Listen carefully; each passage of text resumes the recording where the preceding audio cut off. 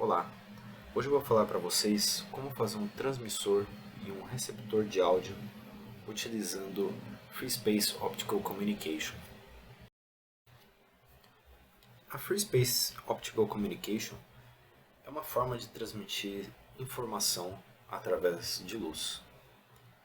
No caso, a gente vai transmitir um sinal de áudio.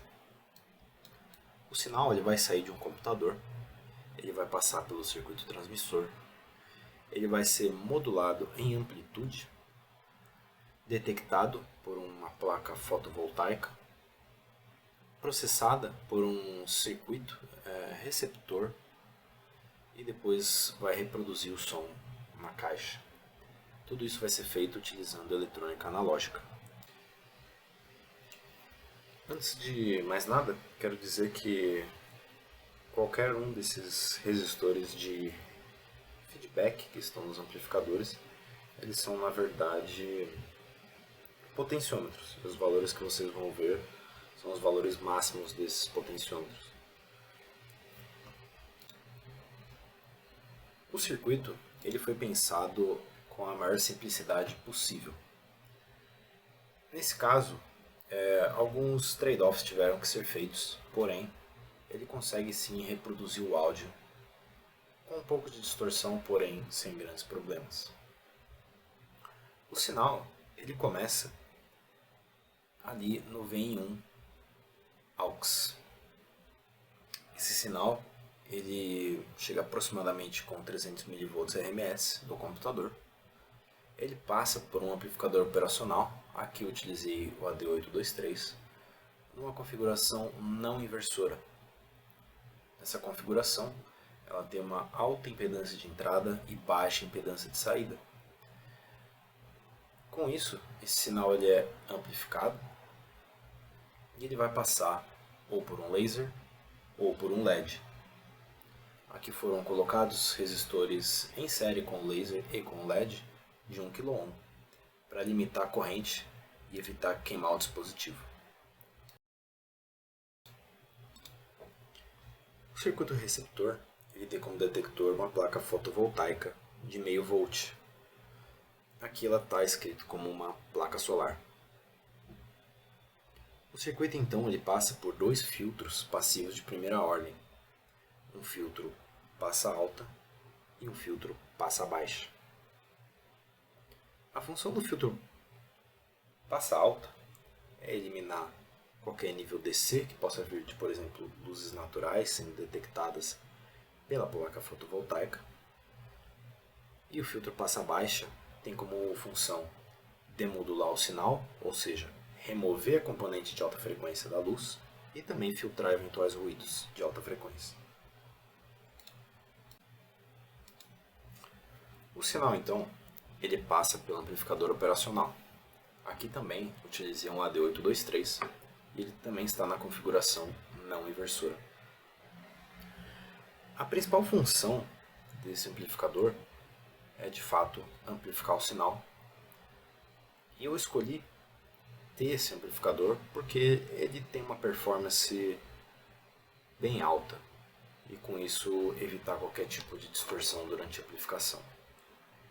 O trade-off dele é que a corrente que ele fornece é baixa, ele consegue fornecer no máximo 16 mA na saída, o que é insuficiente para ter um volume razoavelmente alto no speaker, que tem 8 ohms. Para fornecer corrente então para o speaker, foi utilizada um amplificador de potência. No caso foi comprado um amplificador comercial, ele já vem pronto, polarizado, com resistores capacitores e um potenciômetro também para ajustar o volume. Aqui eu representei ele com um LM386. Eu não possuo a esquemática exata dele porque ele é um chipzinho comercial muito difundido, muito vendido, tem inúmeros fabricantes e não foi possível encontrar o datasheet dele. Porém, pelo que eu analisei, ele sim está numa configuração não inversora. E como ele é um amplificador de potência, ele consegue fornecer corrente suficiente para o speaker. Então ali em Vout é a tensão de saída do circuito, passa então pelo speaker e reproduz o som. Antes de continuar, eu só quero trazer uma informação. O uso de lasers pode ser perigoso aos olhos, então é importante que antes de você ligar qualquer laser, você faça as medições necessárias no seu circuito e garantir que esse laser não seja de uma classe superior a 3R, ou seja, que ele tenha uma potência inferior a 5 mW. Aqui no caso, para os meus testes, eu calculei a potência em 3 mW, que é uma potência considerando 100% de eficiência do laser. Na realidade, meu laser deve estar aí por volta de 1 mW, 2 mW. É difícil dizer até sem um instrumento de medida preciso. Mas, independente da potência do laser que você esteja calculando, é importante que você nunca aponte ele para os seus olhos. E é importante ressaltar que lasers com alta potência até reflexão podem causar danos. Isso falando de potências um pouco maiores, é claro. No momento, eu estou reproduzindo do meu computador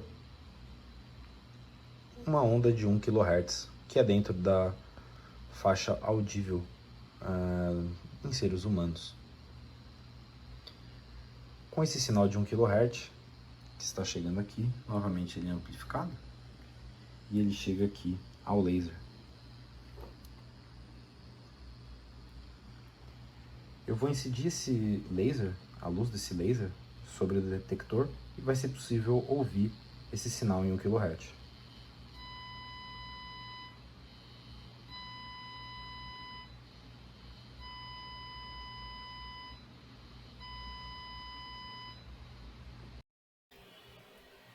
Aqui então temos algumas medidas feitas em osciloscópio. Ali em amarelo vocês vão ver o sinal de entrada que veio lá do computador. E em verde vocês vão ver o sinal de saída do receptor, que é o sinal que sai ali do amplificador de potência, o LM386. Dá para observar que o sinal está um pouco distorcido, né? Houve uma certa distorção.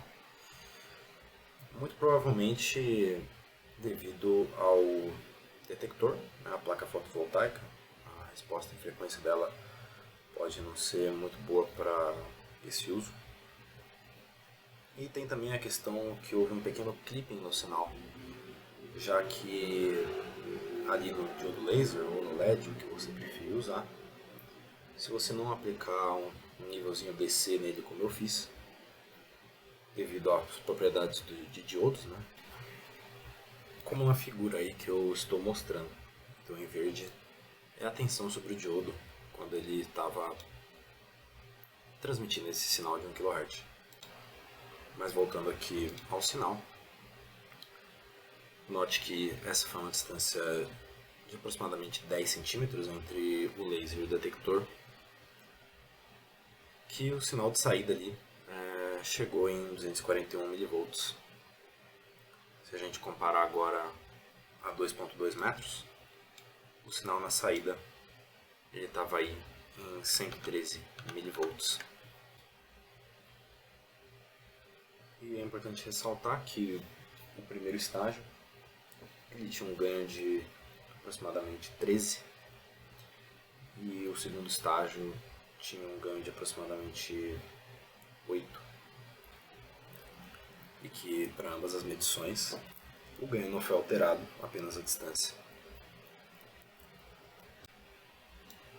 Então, a essa distância de 2.2 metros, usando esse laser de baixo custo que eu adquiri, além de usar uma potência bem baixa, de 3 mW, percebe-se que a uma distância de 2.2 metros, a atenuação total do sistema, né? Total porque do sinal de entrada, que é o som vindo do cabo auxiliar, e o sinal de saída, que é a saída do amplificador de potência LM386, foi de menos 8.6 dB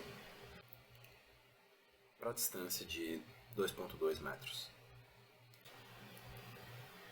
Por fim, algumas melhorias que podem ser implementadas ao circuito seria, como eu comentei antes, aplicar um nível DC no diodo laser para evitar o clipping do sinal. Substituir também a placa fotovoltaica por um fototransistor também seria interessante. E finalmente, o amplificador operacional que eu utilizei, eu tinha ele aqui à mão, ele é de alto desempenho, ele custa aproximadamente R$40 e não é necessário usar um amplificador de um desempenho tão alto como este. Acho que se fizer um estudo, der uma avaliada aí nas opções do mercado, é possível reduzir o custo do circuito consideravelmente. O custo total ficou em R$100, sendo que 80 é só de amplificador. E para finalizar, aqui no final da edição, eu encontrei uma música que não tem direitos autorais, então eu vou reproduzir ela aqui para vocês verem como ficou o som do circuito. Valeu pessoal, obrigado e um abraço.